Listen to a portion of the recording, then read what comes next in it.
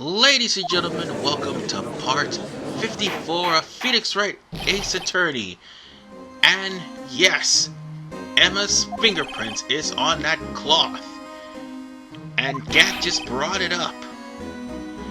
Gant tries his best and his hardest to lay a guilt trip on Phoenix because he knew all along that Emma had the fingerprints. This right here would have pretty much spelled the end of the trial. For the most part. There's just one small little problem. You see, Gant is a little bit too overconfident. For those of you who missed the last part, he literally admitted to cutting out said cloth from the vest of Neil Marshall. And while he's jovial right now about possibly ending Phoenix Wright's career, don't worry, somebody else does that in Apollo Justice, he unfortunately had exposed himself as the criminal and didn't even know it. Well, time for to pull some bullshit. I mean, we need to seriously pull some bullshit. And as it stands, we need to pull some evidence as well as some bullshit as well.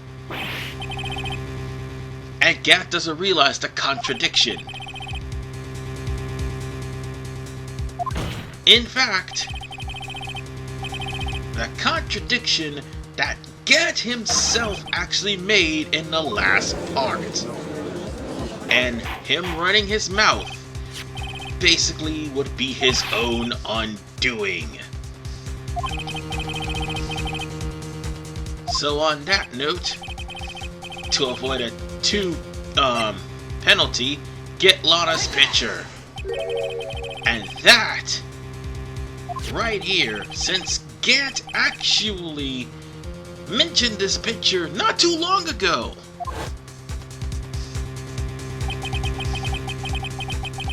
He basically said that he cut the cloth out of the shirt. So now, with that and the picture, that just means Gant all but set himself as the true murderer.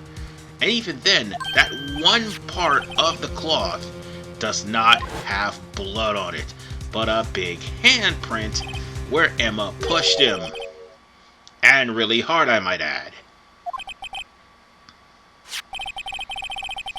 So, Emma's fingerprints was practically used as a way to frame Emma just in case Lana did not do what he wanted.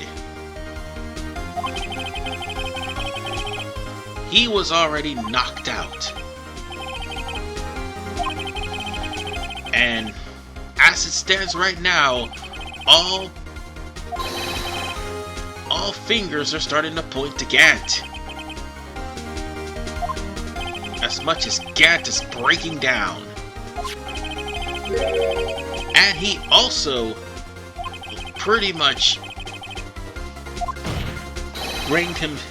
he just brought his whole self down, being arrogant because he thought that you were going to be foolish enough to pull the cloth out and blame Emma for the murder, which, by the way, was the bad ending. Well, he just pretty much destroyed his own argument. However, we're not done yet, because there's one thing we need to prove. And yes, in the Japanese court, chiefs can actually call for an objection as well.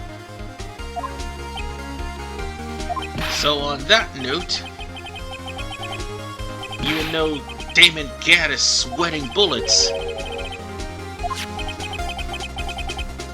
he basically can deem that evidence illegal so long as there's so long as that evidence does not meet the rules of evidence law.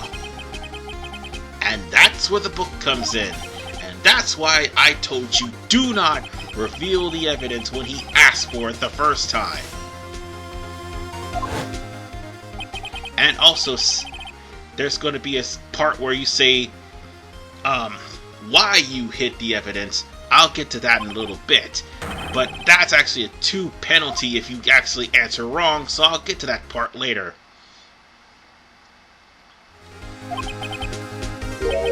Now back then when I said I had no evidence, that actually would have got you a 2 penalty if you tried to show any sort of evidence.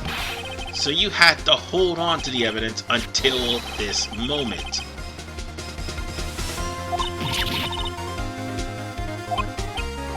Well,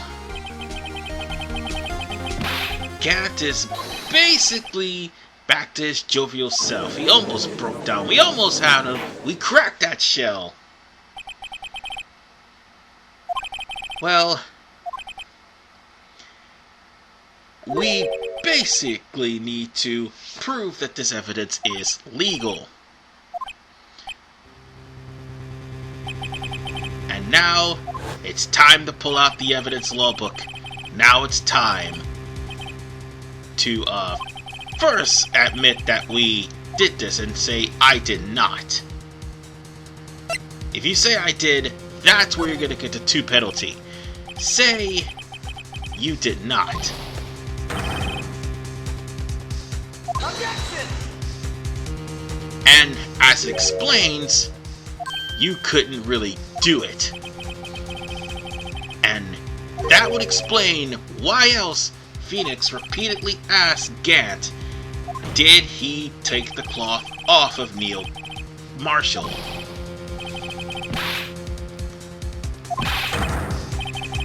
And the only issue that needs to be resolved is if the cloth is legal or not. As much as Gant tries to protest, it's almost over for him, man. He is breaking down. He's no longer the jovial man trying to ask if you're going swimming. Well, it's time to put him away. Time to pull out that book and put him down. And you know, Lana should have did this ages ago. Ages ago. This could have been a whole lot easier. But unfortunately, that wasn't the case. And if you remember, Angel Star also brought up the rules of evidence law earlier on, back between part 38 or 39 or something like that, when she was on trial. Yeah. So on that note, no evidence should be shown without the police department's approval, which, by the way, it wasn't. And Gumshoe no longer works with the police department, so he would have been able to approve it. That's why Gant fired him. Anyway, we were, however, able to prove that this was related to SL9. And that's because we kept repeatedly asking Damon, Gant, and Gant gave away that he did it. And he just realized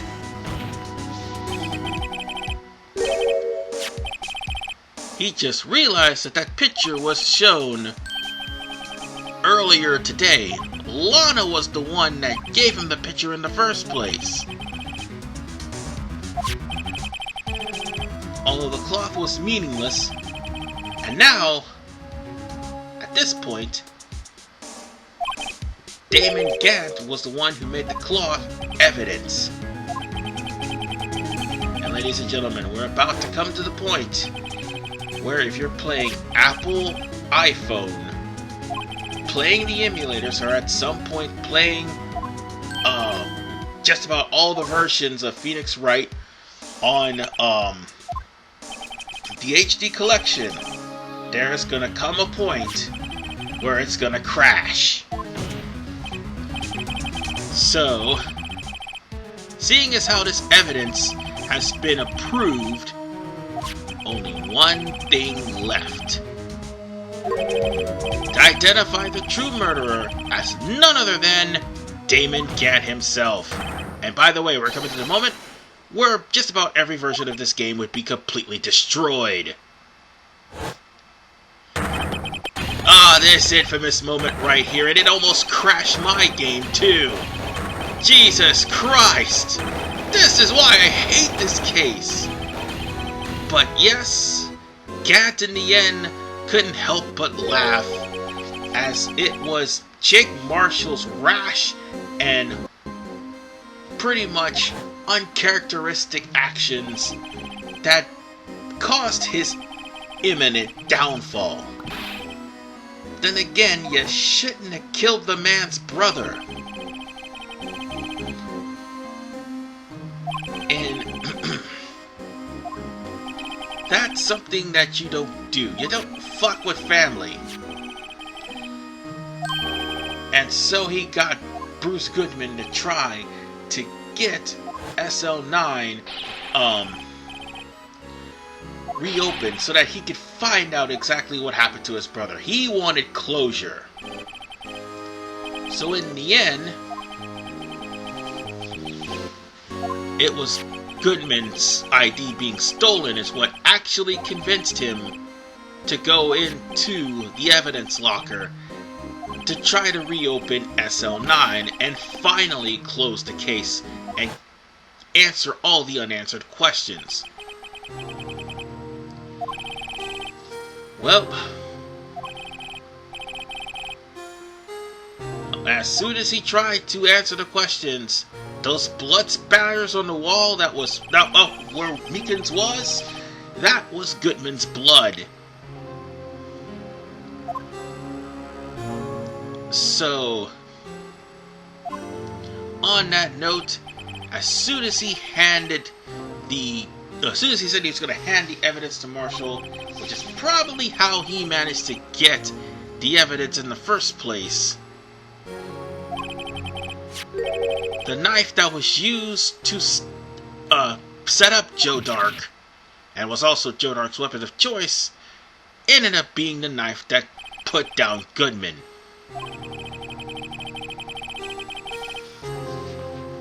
And in the end, he still caused his own demise, because it was the handprint on Gumshoe's locker. And that handprint pretty much brought about the end of Damon Gant. Because he was the only motherfucker in the entirety of the game except for Lana that wore gloves. Well, Lana didn't wear gloves earlier on. She bit into her fingernails until they were bleeding. They were actually bloody, but still. With that said, he practically wanted to get all that he could.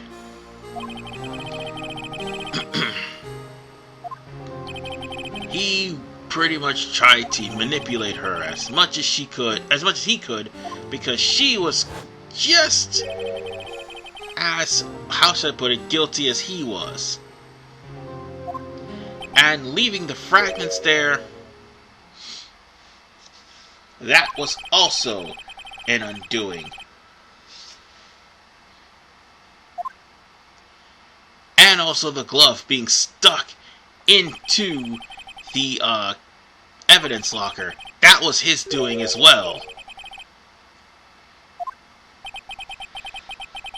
So, with that said, despite this cleverly played plan, for 2 years he got away with it. Only for Jake Marshall to irrationally cause the case to not only be open, but at the same time be solved. And, well, he tries to leave an ominous message for Edgeworth. And at that note, Gant is practically going to jail for the rest of his life. I mean, he killed 2 cops. That's capital murder. If he don't die in jail, he's definitely going to be rotting in there for life. Well, so much for him being the police chief.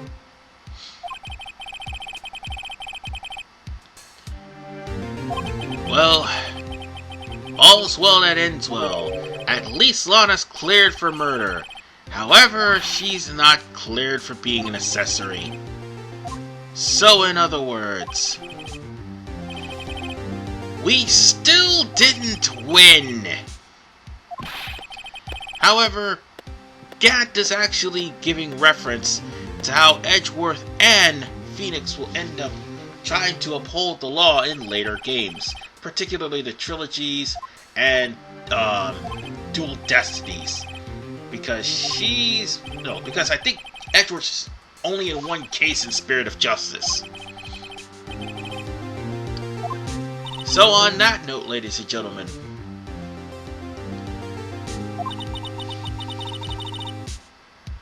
Gant is pretty much gone. Emma is pretty much off the hook, and so is Lana. Well, off the hook of murder. However, the forgery and the accessory, okay, she's going away for quite a while. Probably on a reduced sentence, but she's still going away. She ain't getting out until she's 40.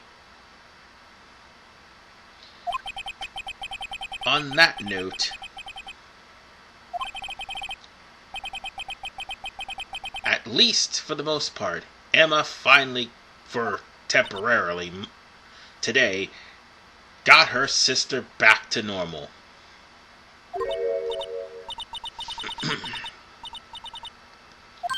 And at least, we get one last acknowledgement of Mia, actually.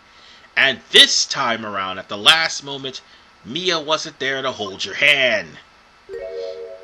And neither did Maya trying to channel Mia. So therefore, at least we're done with that for right now, because that's going to be an ongoing thing for the next 2 games. And again, I've got to mention that this case, while made canon in the HD version, is actually non-canon in every other version. So everything we just did was literally for nothing.